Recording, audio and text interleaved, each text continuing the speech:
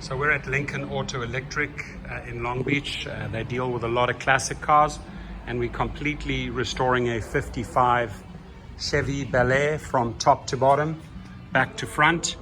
And right now we are busy with the insulation. So we've bought these insulation from the Chevy and car truck shop in Orange, California. The entire flooring has been rubberized, and we have used an adhesive and cut everything conform to size to perfectly insulate this vehicle. I would highly suggest to do that.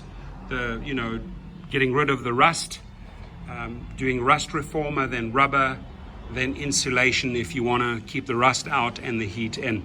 Have a great day.